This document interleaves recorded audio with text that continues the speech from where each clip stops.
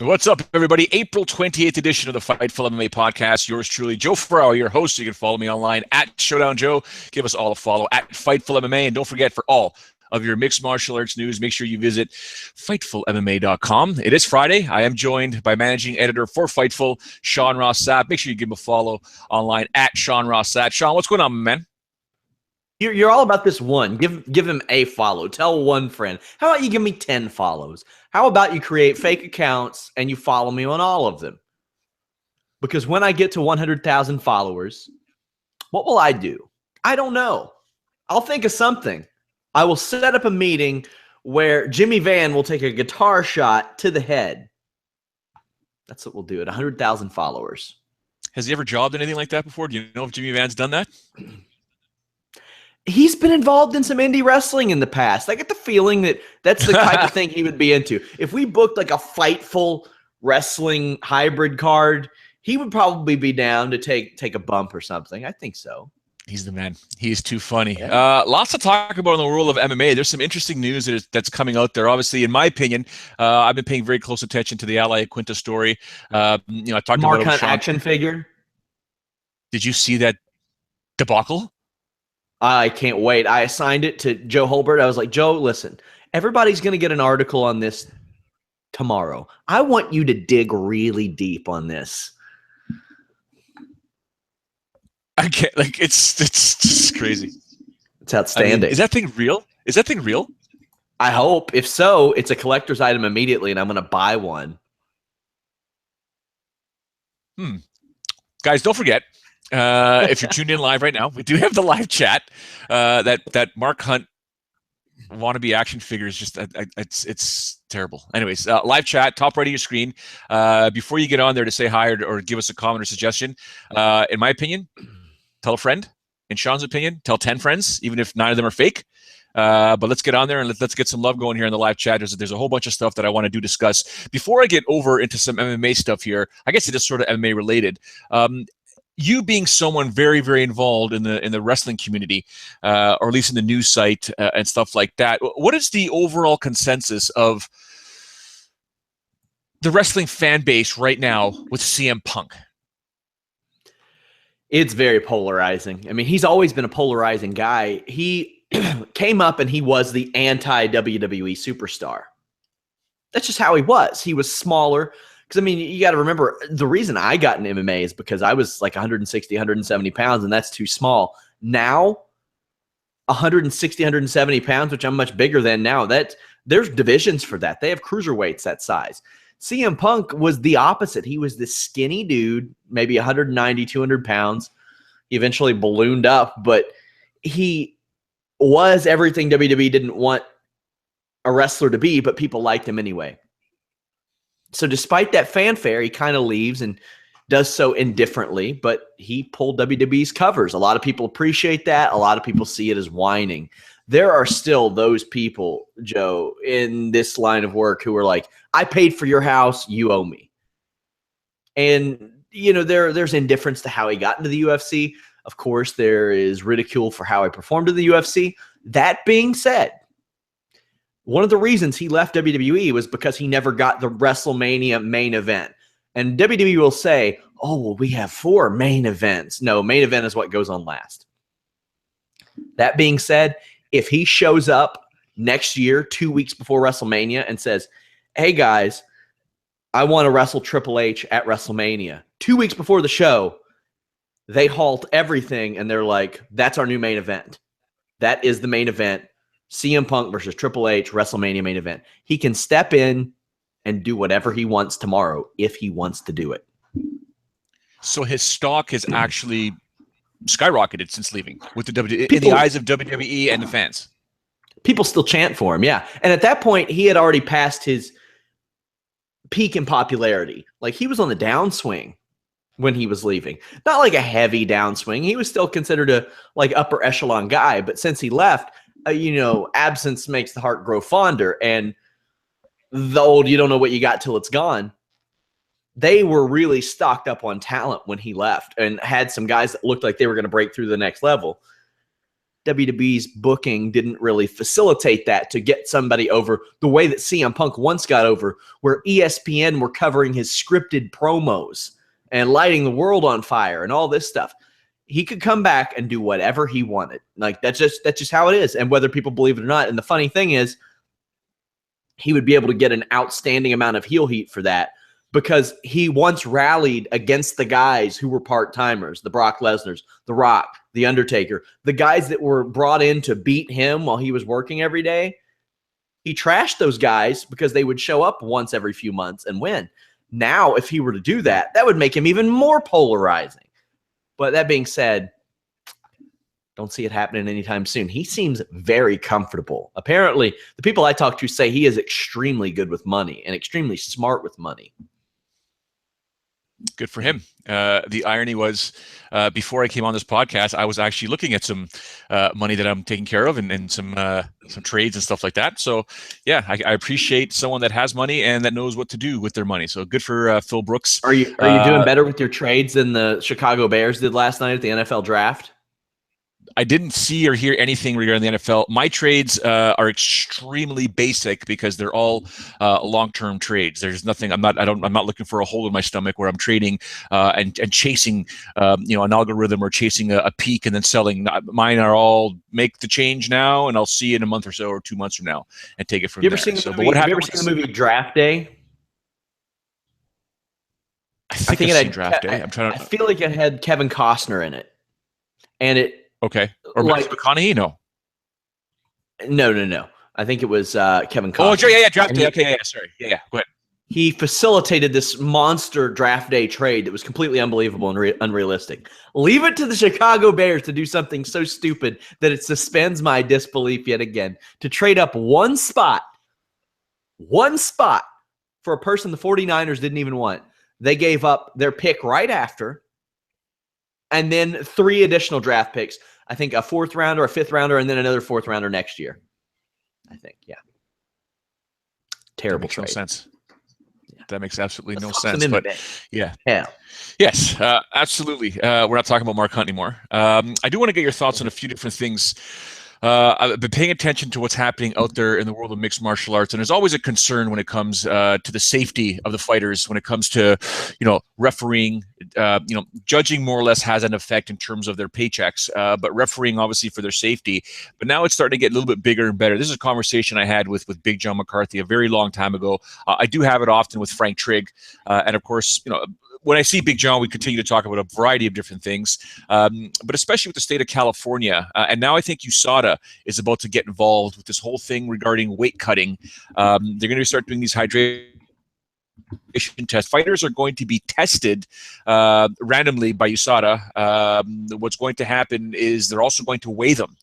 So I think they're going to be stepping in and working with commissions. You tell me if I'm wrong. It looks like they're going to be stepping in with commissions right now to say, listen, this guy cuts way too much weight, or girl, and it's got to stop because the long-term effects of weight cutting are very, very bad. They want to start minimizing the amount of weight someone can A, cut, and B, put back on. So there'll be some more changes happening in the world of mixed martial arts. We all knew when USADA came in, there was going to be a variety of changes, a multitude of suspensions, a lot of people getting caught, a lot of changes, a lot of fights or favorite fighters losing fights because they are no longer, we'll just call it pre-USADA. Your take on all this here that's happening in this change in mixed martial arts or upcoming change? I'm thrilled about any weight related benefits that the fighters can get. And when I say benefits, I mean towards their health, not towards, I'm able to cut more weight, yada yada. Come on, man. Like you gotta be smarter. You gotta think about your long-term health. And it's long-term health versus finances. That's what it all boils down to. They think they can make more money by cutting more weight, by winning more fights. Safety and in the interest of fairness, I think it's a better idea. Fight closer to your natural weight, man. Like, I don't know anybody who just loves the idea. Yeah, I like the idea that he fights at 170, but when he gets in the cage, he's 194. Like, that's not cool. And, maybe the UFC needs to they're like, well, we don't want to add weight divisions now. It's so funny to me that they were willing to add a 145 division, but they're not willing to add a women's 125 or a men's 165 and then move that 170 to 175 when the women's featherweight division, there's nobody there. They don't even know the future of the division. And meanwhile, you have fighters that are ready for those other ones. I hope this helps facilitate that. If anything else, sometimes you got to go through a rough patch before you get there, but maybe the UFC will see. I mean, we've seen a lot more weight misses, hospitalizations, things like that since the early weigh-ins. I mean, it didn't seem like you had this many problems with the old weigh-ins, which is that weird to you, Joe? Like, what do you think that's from? Well, I think the majority of fighters that are competing nowadays are used to weighing in late in the afternoon. That this change now changes their body algorithm when they go to sleep.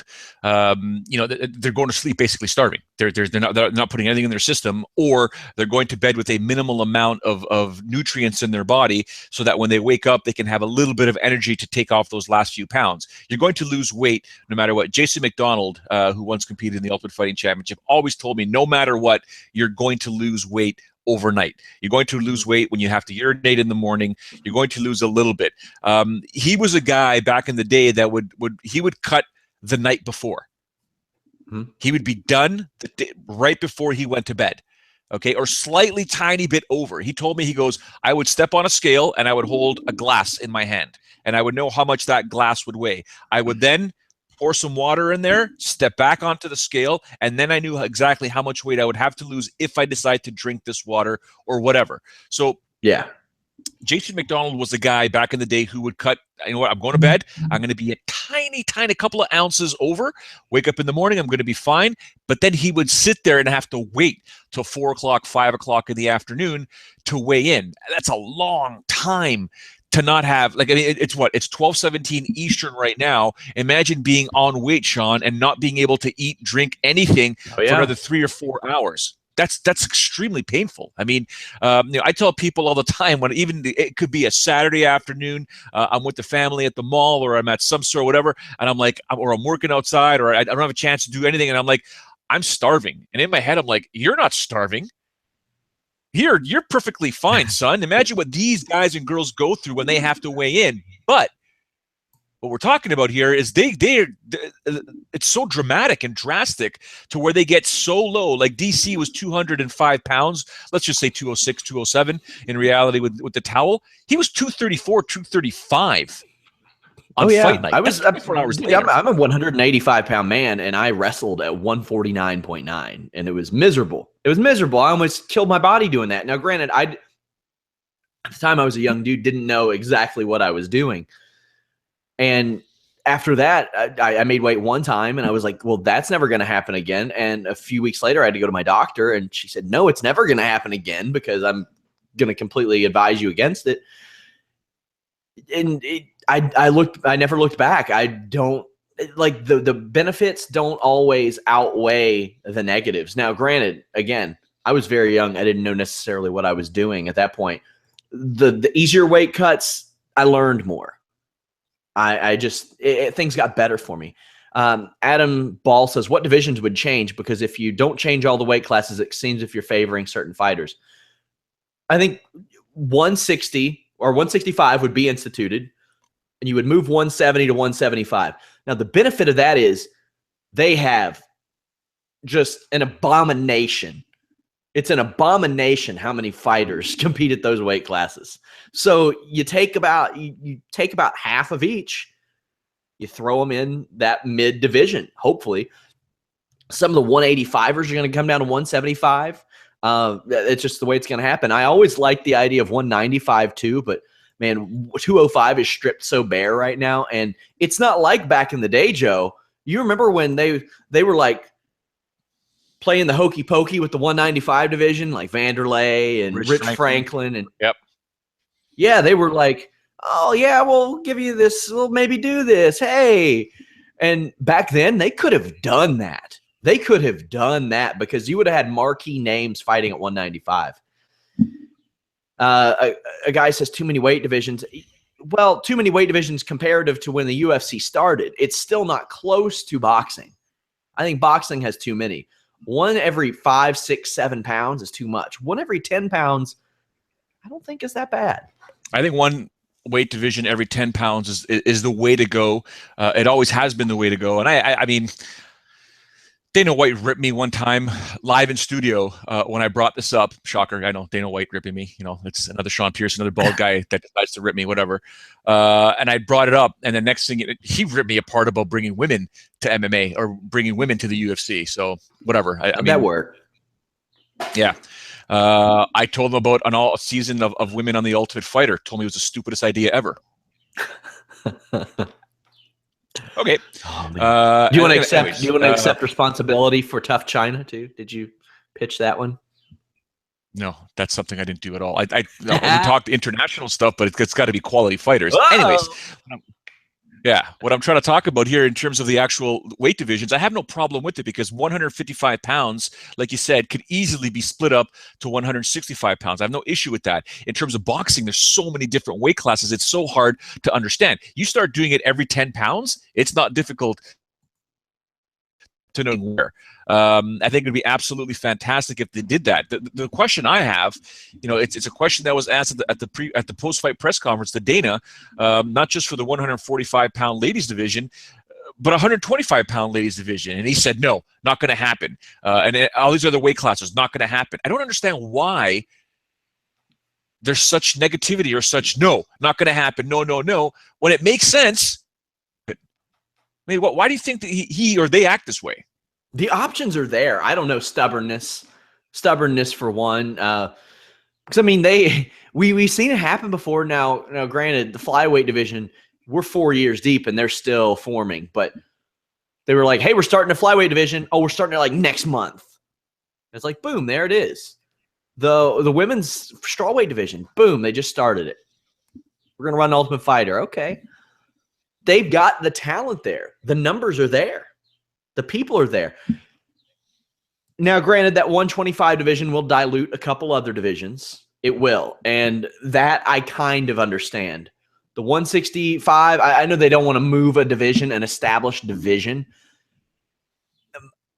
I think it's out of pure stubbornness. Now, what I ask you, Joe, is if they move the 170 division to 175, which again is just us throwing this out there, do companies around the world follow suit? Do amateur companies follow suit? Yes. Like, I think so 100%. too.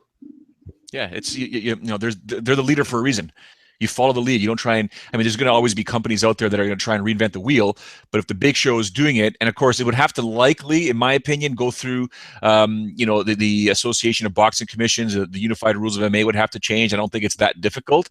But yeah, Infinity 007 says, have you guys heard of Gabby Garcia? Yeah, I called 2 of her fights. We have. How is she ever going to compete in the UFC? She won't ever compete in the UFC. Never. Yeah. More likely to compete in WWE than UFC. 100%. Yes, sir. Why must people drop 20 plus pounds to make lower weight classes? Why not fight at normal weight without cutting? That's what we're going to be getting at. The reason why they do that is because they want that simple advantage of being the bigger fighter in the fight in that weight class. Because you don't live your life at 155 or at 145. You just have to make weight. And then you go back to being normal. Okay, so at that point there, that's where the changes are. I mean, people have been ripping apart John Jones for millennia. It feels like it's millennia that he's too big for that division. It's not fair. He's got an unfair advantage. Everyone else cuts weight. Anyone and everyone else can do it. So. He safely cuts weight. When has John Jones missed weight? When has he shuffled onto the scale with a towel and like passed out backstage and been hospitalized? And you hear about IV situations. John Jones makes weight, and he makes it easily. We got to talk about Emile Meek before this guy has an aneurysm in the chat, Joe. Before we do that, Ole Samuele is talking about Gabby and Cyborg and putting them together in a fight in Ryzen. They're training partners. They're good friends. Cyborg is Gabby's mentor. That's not going to happen. Gabby wouldn't fight Katya Kavaleva. Why is she going to fight Cyborg? Give me a break. Yeah. Ryzen is awesome. Am I allowed to make a comment on that? Yeah, sure. Go ahead. They're not that great. Respectfully disagree. Emile Meek, by all means, go ahead. Okay, he's fighting Nordine Taleb. This guy just wants us to talk about him. Hey, he looked good in his UFC debut. Hey, he's looked good like the last year, honestly. Yeah. I think that Taleb booking is a good one because he's a dude who kind of inconsistent, win-loss, and hasn't fought in over a year. I think that Meek's gonna win, and it's International Fight Week. So, or no, it's not International Fight Week. It's May 28th, so it's in a month. So that's on the Stockholm show. That's a good place to book him too. But yeah, I mean, he's got the Paul Harris win. He came in and beat Jordan Meehan. That was a hell of a win too. That's a pretty nice impression. Do you think the UFC were like, hey, he beat this dude that we banned. Let's go and bring him in. Because it's not like they haven't done stuff like this before. If you remember, when Kimbo Slice got beat up by Sean Gannon, they signed Gannon. Yeah, I remember that. So, like, people that they maybe have issues with or aren't comfortable being in their promotion, if somebody beats them, they have done that before. Plus, it was an impressive knockout. It was 45 seconds. Yeah. I'm just laughing at some of the stuff on the chat here. Adam Ball, let's hear, Joe, what happened. Cut a promo. Nah, I don't air dirty laundry. Casey Walton, can we get a Showdown Joe and Ronaldo Rising broadcast team this year? The odds of that happening would be every single one of us levitating. The Earth crashing into the moon or the moon crashing into the sun, orbit changing. It's a little more likely than that. Like, I mean, Frank Shamrock could go drop a deuce on, like, a Japanese water cooler or something and get fired from his job, and they'd be like, man, you know what? Showdown Joe is pretty easy to work with. I mean, there was a guy in Pro Wrestling Noah, I think it was, this week. He got suspended because he went into a grocery store and he laid in the ice cream freezer, like those isolated ones. He just, like, laid in it, and they suspended him and sent him home. You never know. You never know. The odds of yours truly working with Mauro Ranallo would be akin to the President of the United States and the dictator of North Korea playing beer pong tomorrow. Yeah, that's not that unlikely. That's not not going to happen, guys. So you're saying that you'll be on the next broadcast with Mauro? Because honestly, if I woke up and read that headline tomorrow, I'd be like, yeah, it sounds like something Donald Trump would do. Too funny. Jose Aldo wants a box. He says he's over Conor McGregor. Everybody wants to box. Everybody wants to box, don't they? It's so easy. Everybody wants to box. Fools. I bet he's over Conor McGregor. You know, I had never seen the footage, like, of McGregor in the cage after that. Did you ever see that? Like, what he said to Jose Aldo right after? Before everything was announced? Before the actual hand was raised? He said thank you and stuff like that? He's like, thank you. And he said, I'm sorry, we'll do it again. He apologized to the guy for knocking him out in 14 seconds. And I'm like, man. But that's Conor. Conor is very, very, very respectful afterwards. He always has been. If you go and take a look at what he's done, he's always respectful. Leading up to it, man, he's going to play mind games. He's going to mess with your mind. He's going to convince you and just get into your head and destroy you mentally. But as soon as it's over and done with, we're cool. We're cool. Unless we have to fight again, then we're not cool. Yeah.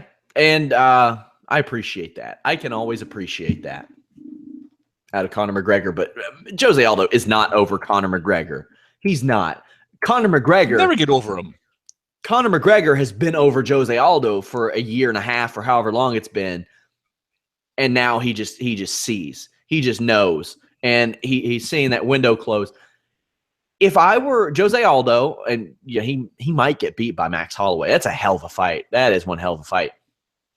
I would win that fight, and I would say, let's make this super fight, 155-pound title. Let's do it. After, hopefully, Conor McGregor ever comes back. Why not? I mean, that's what I would angle for if I were him. I mean, the UFC would probably do it. That 155 division's a mess. It's sad right now. Nobody wants to fight except for Tony Ferguson. He's the only guy that wants to fight.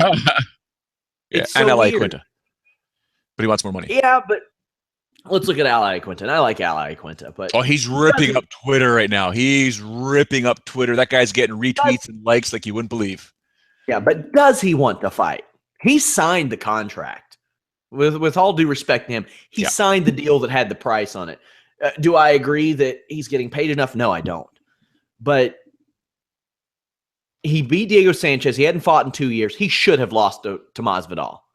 I thought he lost that fight. He did not win that fight. I thought it was a bad decision. And other than that, he had a good run. He's had a very good run. I think he's won, 8 of 9 now.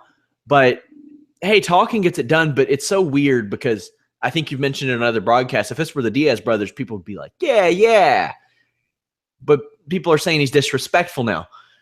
Just take a fight out your contract, take your services elsewhere. That's what you got to do. Fight out your contract, take your services elsewhere. Despite him signing that on the dotted line, he won't do it. He says he won't do it because I'm not fighting better guys than I just defeated for 26 and 26, which again begs to differ. Like, why would you sign that contract? You agreed to do it. Now you don't want to do it.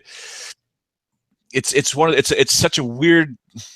He's conflicted, man. The dude's conflicted. I don't blame him because he now looks outside of mixed martial arts and he sees the dollar signs that he can make doing real estate.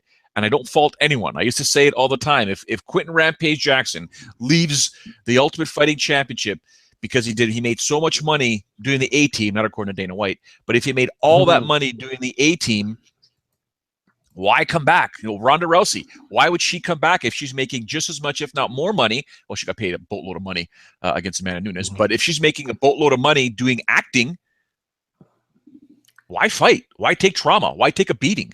I know you're a competitor. I know you love to fight, but okay. Rumble Johnson.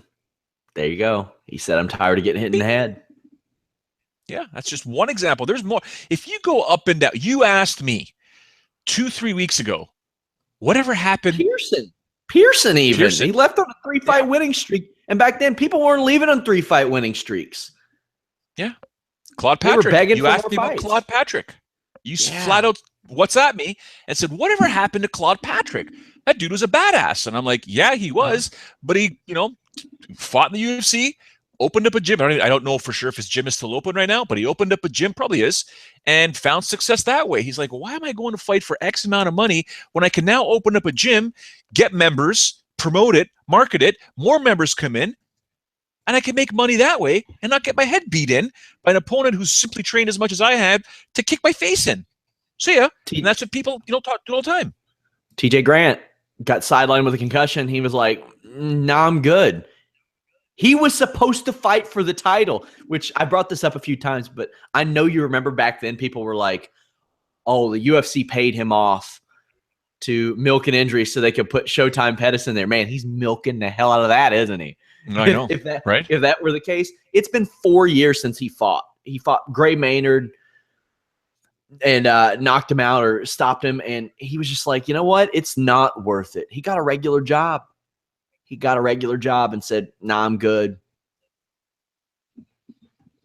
And that's what it's all about, man. You can make the same argument for people playing football. Well, I should say football or hockey because you do get concussive trauma there, but the pay scale is completely different. It is more. Any sport, man. Like Adam Dunn in baseball, he was never a great contact hitter. But up until his last year, he was still hitting 22 home runs. There's a place for you on a team if you're hitting 22 home runs and batting or getting a 337 on base percentage. No, he invested in that Dallas Buyers Club movie and then said, peace out, guys. See you later. He took a gamble. It paid off. And then he's like, I don't need that $10 million a year. I got that Dallas Buyers Club money. I'm good. Yeah, absolutely. Speaking of guys that want money, that were angling to fight the likes of George St. Pierre and Nick Diaz, Tyron Woodley says camp has started. Champ camp has kicked off. He will be likely competing in July. No opponent announced just yet. Who do you assume will be that opponent? Who do I assume? Will it be Nick Diaz? Oh, God. He would kick the living shit out of Nick Diaz. Like, it wouldn't even be close how badly Tyron Woodley would beat the brakes off of Nick Diaz. Nick Diaz would submit him in 45 seconds. So it's not going to be Steven I'd love to see the fight, man. No, If it's not you know gonna be what? I Stephen would love to Thompson. see Diaz. I'd love to see Diaz versus Thompson because anything with Nick Diaz leading up to a fight is just, for me, it's magic. I love it. Oh, sure, but I think he would get the shit kicked out of him by Woodley. The lead up will be fun. Okay, so we got Stephen Thompson, not happening. Robbie Lawler, he's going to fight Cerrone. And plus, he's coming off of a loss. Damian Maia, he's fighting Masvidal, yeah? Condit, when was the last time Condit fought? They're asking about him on the chat right now. So Condit hasn't been around for a while, but he's not getting a title shot. Yeah, he's not getting a title shot. He's coming off of 2 straight losses. He's not won in 2 years. Hasn't fought since last August. Ain't going to be him. Neil Magny, nope, he's booked. Dong Hyun Kim, yeah, keep dreaming.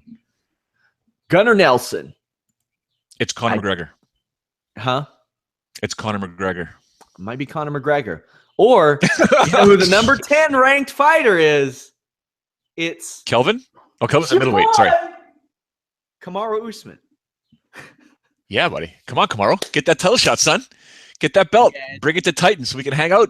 Put it on the table. We're doing the play-by-play. Love it. Won't happen, though. I think it'll probably be Conor or Nick Diaz, yeah. Because Dos Anjos lost last, or else they'd just throw him in there. Yeah. I'm liking the stuff I'm seeing with Perillo, Jason Perillo, and Rafael Dos Anjos. I mean, he made the change over from Kings, and he's gone over to train with Jason. But he's an interesting guy. I mean, he was so dominant, and then got the bleep kicked out of him by Alvarez, who ends up losing to Conor. But it's amazing how that division was just crazy for a bit. It was up and down, up and down, up and down, and now we have a champion again who's not defending that title. So many things happening at 155. Wouldn't it be great if it was a 165-pound division there, Sean Ross Sapp? Yeah, it sure would be. I could watch Nate Diaz fight Habib. Oh, yes, somebody mentions in the chat. Put Woodley versus Nick and Ferguson versus Nate on the same card. You're telling me, man. Yeah. Just take my money. Take my money. In which Jimmy Van then has to reimburse. Take it. Yeah. Speaking of bouts going down in July, UFC 214, Daniel Cormier made it very clear to a certain John Bones Jones, you don't deserve a tune-up fight. You fight me. You fight me next. You come get the belt that you once had. I like this angle by DC because if there's an opportunity to defeat John Jones, you want to make sure you fight John Jones potentially at his weakest state with octagon rust, ring rust, any kind of rust whatsoever. I think DC is making the right call. And I think I said before, if he defeats John Jones, don't look for a trilogy belt. If that dude walks away and retires. Yeah. Which I think if he does beat John Jones and he sees those dollar signs, he's like, let me get myself a little more financially secure. I think he has a job in the booth as long as he wants it. He is unbelievable. He is great. He is awesome in that booth. Saying don't take tune-up fights. Guy, you fought Patrick Cummins. So, come on. I see what he's doing, but you fought Patrick Cummins, and anybody that did any tape. But that was to save the card. That was a totally different scenario. Yeah, that was just they had to get him an opponent, right? Anybody who watched any tape on Patrick Cummins knew exactly how that fight was going, because in his first pro fight, you saw him get hit, and he was like, "Ah!" Hey, a funny story about Patrick Cummins. When that fight was announced, I got a phone call, California, and was explicitly told to put money on Patrick Cummins. I'm like, I don't wager. I don't gamble. Hold on. I said, I don't wager. I don't gamble. I like writing about it. I love analysis. I love looking at, you see my fun bets articles on Fightful MMA almost every single Friday. I love analyzing and saying, you know what, if I'm going to put money down, that's worth $100 because I'm getting $900 back or $1,500 back. Like the Damian Maia, Carlos Khan. I can give you, a bunch of examples. But I was told, look, man, no one knows who Patrick Cummins is.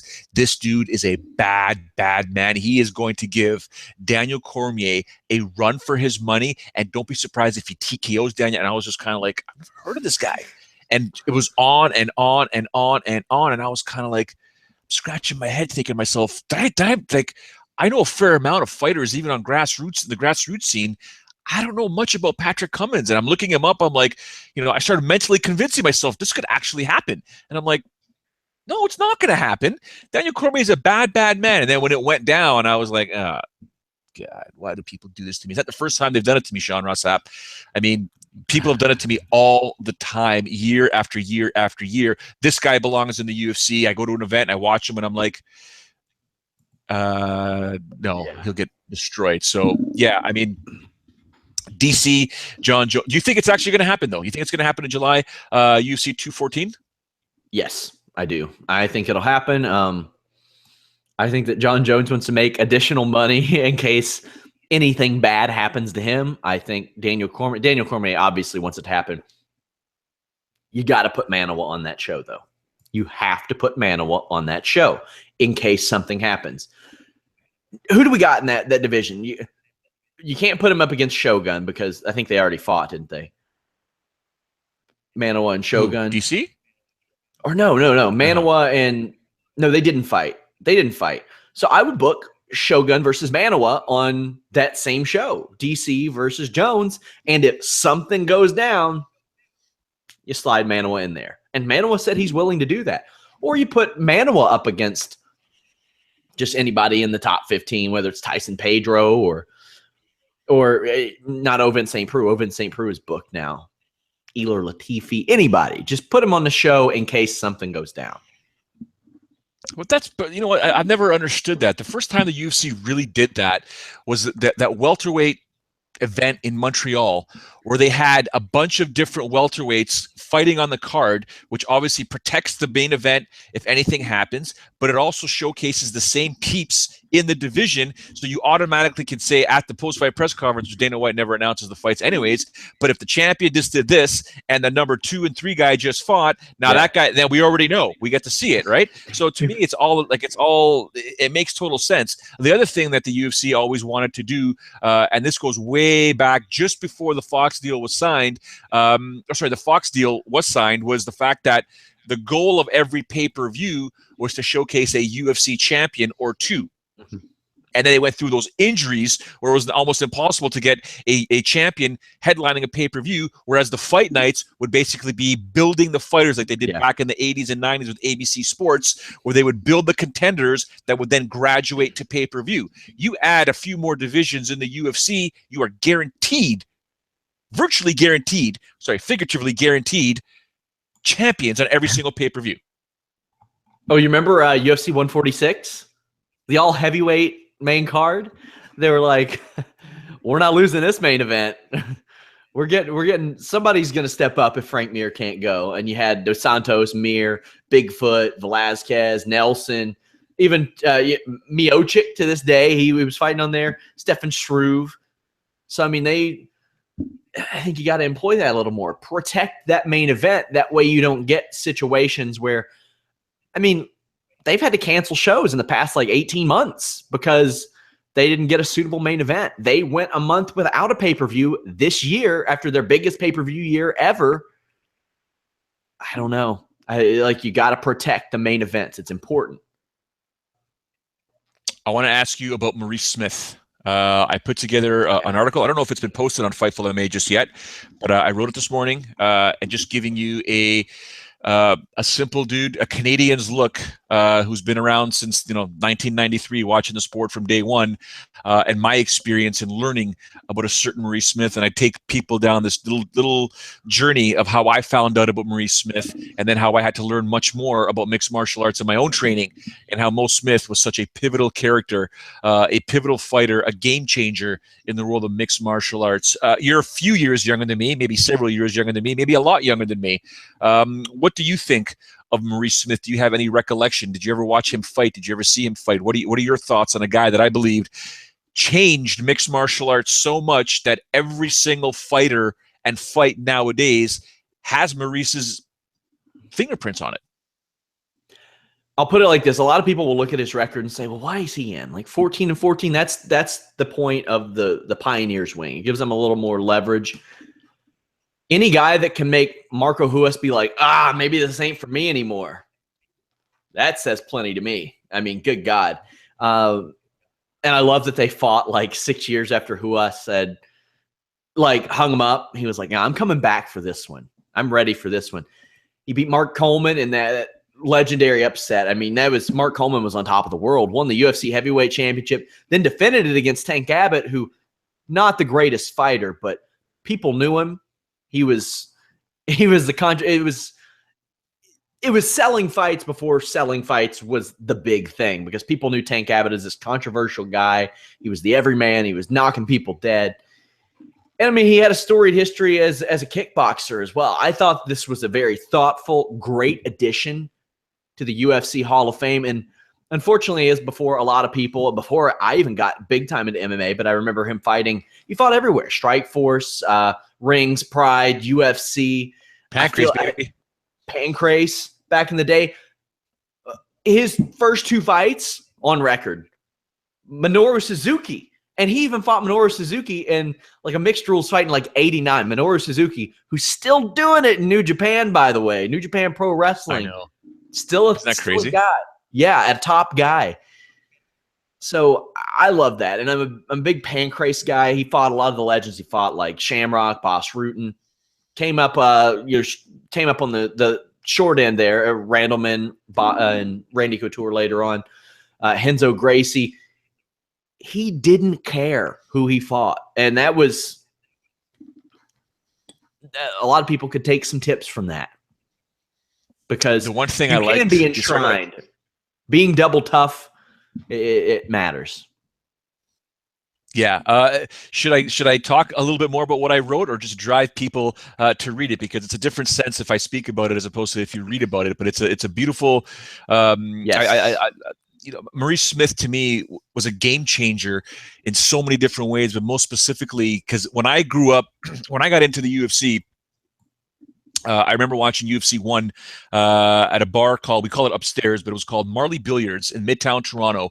I think the Leafs were playing the Blackhawks that night, and the owner comes up to me and he says, Joe, he's like, there's this some crazy, it's not boxing, but some crazy thing that's going to be on pay-per-view. Take a look at this sort of trailer. I'm like, yeah, we're watching that. Anyways, I fell in love with the UFC, but I fell in love more with Brazilian Jiu-Jitsu at the time. And I learned very quickly that, hey, man, all this boxing and kickboxing training that I'm doing, if I get taken down on the ground, I'm in big trouble. And I searched out Brazilian Jiu-Jitsu schools. I found one that I liked, started doing it, fell in love with it, but abandoned my striking. And as UFC events and Hoist Gracie kept going on and we started seeing different things taking place, what we noticed that no matter what, the fights go on the ground, the Jiu-Jitsu guy is going to win. And then along came Maurice Smith taking out Conan Silveira with a head kick that showed me, wait a second, what just happened here? Conan Silveira was a heavy favorite. He was a demolisher. No one should beat Conan ever. And I think Smith was like, what, 3-6 at the time? So He's people 3-6. So people looked. I remember, I researched a few years ago the first time I was like taking money to write about stuff. I was like, I better learn some of the early history of MMA. And I remember I looked at that and I was like, I can't imagine what people thought like in the moment. Had social media been around then? Oh my goodness. Yeah. That was 96, man. That was 1996. And I got that VHS tape, put it in my my VHS, and I just started my player. And I was like, he's going to get killed. Conan's going to destroy this guy. This is not going to happen. And as the fight went on, I was like, what's happening here? He'd stuff everything. He would do this. He would do that. And he eventually wins. He eventually wins the fight. And I thought to myself, wait a second. I went back and I watched that fight over and over and over again and tried to figure out what went wrong for Conan, as opposed to looking at what Maurice Smith was doing right. And as time went on, he continued to do the right things, especially when he beat up Mark Coleman. And I was like, holy smokes, this is the real thing. And he was one of the original trash talkers. Maurice Smith, in the pre-fight interview, said Mark Coleman hits like a girl.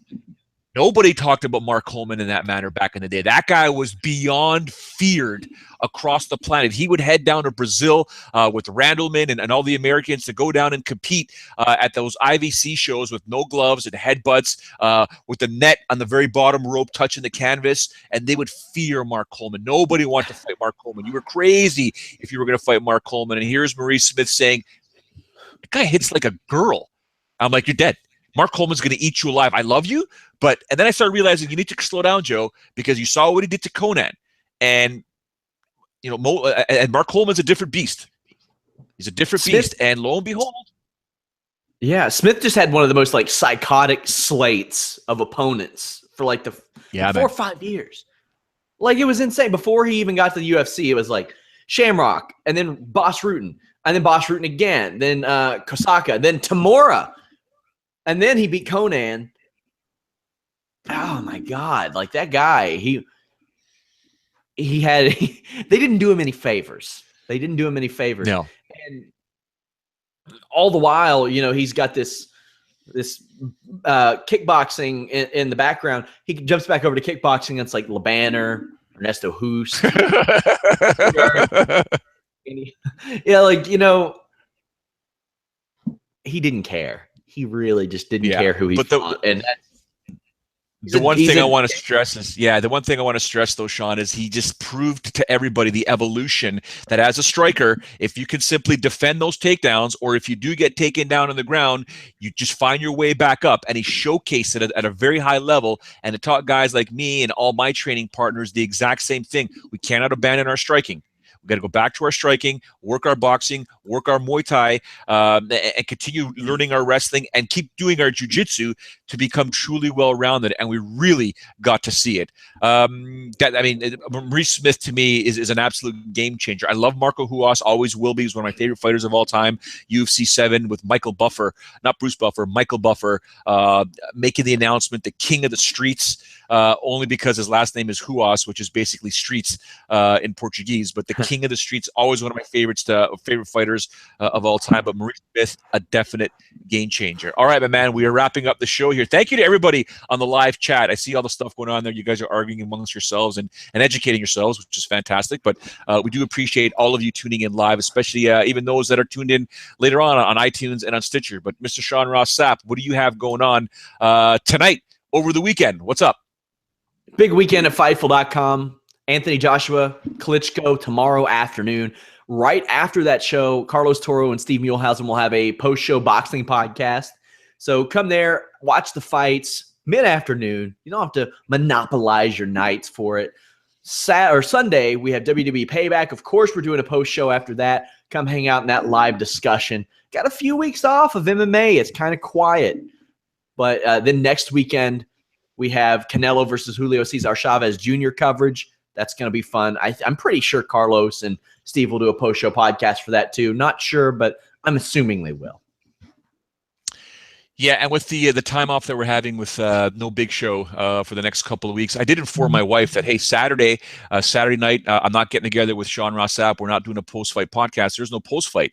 Can I tell you within 5 minutes, maybe 15, maybe 10 minutes, the honey-do list that I got that I need to take care of this weekend is just nonstop. As it stands right now, on my driveway are 50 sheets of drywall and then 10 sheets for a bathroom that we're doing in the basement that I have to haul in by myself. 4x8 sheets. I'm going to have to see if I can get some neighbors out there to bring in. New furniture's coming out, Sean. This guy's busting his tail here. The wife is not going to give me a moment to sit down and watch any sort of television or fights. This guy will be hauling ass. We do thank you very much, Sean Ross Sapp. Make sure you guys give him a follow at Sean Ross Sapp. SRS is the man, the infamous. We thank him all the time for coming on here on Fridays to talk MMA, and of course joining us on Saturdays after a big UFC event, whether it's a fight night or a pay-per-view. Make sure you follow at Fightful MMA. Of course, FightfulMMA.com for all of your mixed martial arts news. My name is Joe Ferraro. You can follow me online anytime at Showdown Joe. All you guys in that live chat that started following me on social media, I sincerely appreciate it. Make sure you follow Sean as well. Monday, it is the return of the Predator, Patrick Cote, who's currently on vacation right now. Give him a follow at Pat Cote. I think it's Pat Cote MMA on Instagram. He's posted some crazy pics of him, I guess, enjoying some beverages with some friends, intertwined with pictures of his little baby daughter. The cute little picture. So Cote's having a great time, but he will join me back here once again consistently now on Mondays, and we'll talk a whole bunch of stuff with Patrick Cote. Until then, guys, girls, be safe. Thank you very much for all of your support. We will catch you Monday, if I'm not mistaken, at 10 a.m. Eastern. Until then, ciao for now.